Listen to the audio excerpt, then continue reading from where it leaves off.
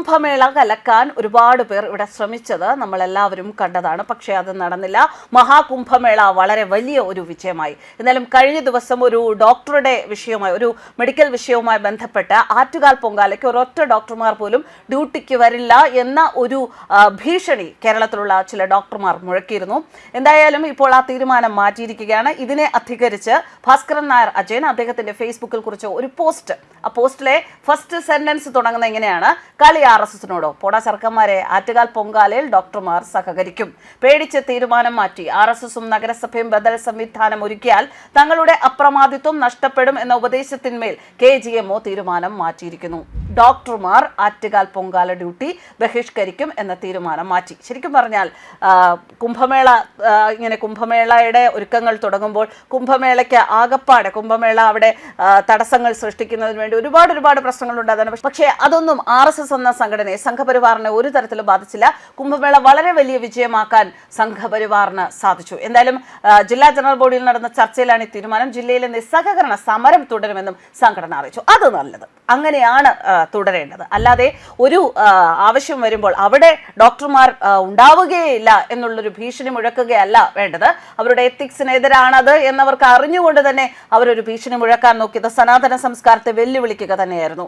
Doctor Bindu സുന്ദറിന്റെ സസ്പെൻഷനിൽ തീരുമാനമെടുക്കണമെന്ന ആവശ്യവുമായി നിസ്സഹകരണ സമരം തുടരുകയാണ്. എന്തായാലും ഭാസ്കരൻ നായർ അജയൻ അദ്ദേഹം കുറിച്ച പോസ്റ്റ് വിശദമായി വായിക്കാം. ഡോക്ടർമാരുടെ ഈ തീരുമാനത്തിനെതിരെ KGMOAക്ക് എതിരെ പൊതുജനങ്ങളിൽ നിന്നും വ്യാപക പ്രതിഷേധം ഉയർന്നിരുന്നു. RSS എന്ന സംഘടന ഇടപെടുകയും ബദൽ സംവിധാനം ഒരുക്കുമെന്നും അറിഞ്ഞതോടെ തങ്ങളുടെ അപ്രമാദിത്വത്തിന് കോട്ടം സംഭവിക്കുമെന്നും KGMOA പിന്മാറി എന്നാണ് അറിയാൻ സാധിക്കുന്നത്. തിരുനാവായ മാഘമഹാമേളയിൽ 40 ലക്ഷത്തിലധികം തീർത്ഥാടനങ്ങൾ എത്തുകയും അവർക്ക് എല്ലാവർക്കും പരാതിപ്പെടാത്ത രീതിയിൽ ചികിത്സയും മറ്റ് സൗകര്യങ്ങളും ഒരുക്കുന്നത് Amrita institute of medical science ആയിരുന്നു. കൂടാതെ വിരമിച്ച ഡോക്ടർമാർ വോളണ്ടിയേഴ്സായി ആറ്റുകാലിൽ പൊങ്കാലയ്ക്ക് മെഡിക്കൽ സേവനം നടത്താൻ തയ്യാറായി നിൽക്കുന്നു. കൂടാതെ സേവാഭാരതിയുടെ സേവനം അവർ തുടങ്ങുകയും ചെയ്തു.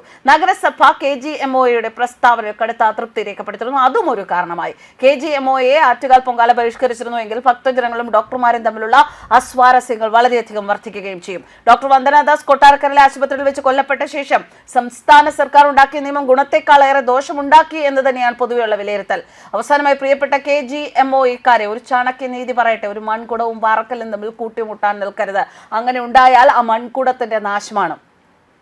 അതുപോലെയാണ് RSSനോട് മുട്ടാതെ രക്ഷപ്പെട്ടത് നിന്റെ ഭാഗ്യം. ഇങ്ങനെയാണ് അദ്ദേഹം ആ പോസ്റ്റ് അവസാനിപ്പിക്കുന്നത്. എന്തായാലും ചില കമന്റ്സുകൾ വന്നതിൽ നരേന്ദ്രൻ പരശുവയ്ക്കൽ എന്നൊരു വ്യക്തി പറയുന്നു: ഒരു വിസിൽ കന്യാകുമാരി മുതൽ കാശ്മീർ വരെയും കച്ച് മുതൽ കാംരൂപ്പ് വരെയുള്ള വസ്തുക്കൾ, അതും പക്ക RSS പ്രവർത്തകർ തിരുവനന്തപുരത്തേക്ക് മാർച്ച് നടത്തും. സേവാഭാരതി അത് കോർഡിനേറ്റ് ചെയ്യും. മണിക്കൂറുകൾക്കുള്ളിൽ ആരുടെയും സഹായമില്ലാതെ ആറ്റുകാൽ പൊങ്കാലയ്ക്ക് വരുന്ന ജനങ്ങളെ സംരക്ഷിക്കുന്നത് കാണണോ എന്നാണ് ചോദിച്ചിരിക്കുന്നത്.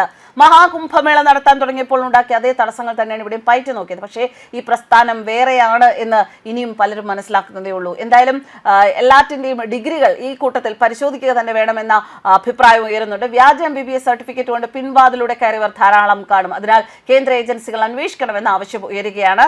അതുപോലെ എൻ്റെ നാട്ടിലുള്ള സുഹൃത്തായ ഡോക്ടർ ടിക്കറ്റ് വരെ ബുക്ക് ചെയ്തു പൊങ്കാലയിൽ സേവനം നടത്താൻ. അവരൊക്കെ 2019 നിങ്ങളുടെ സർക്കാർ സേവനം ഉപേക്ഷിച്ച് രാജ്യം വിട്ടവരാണ്.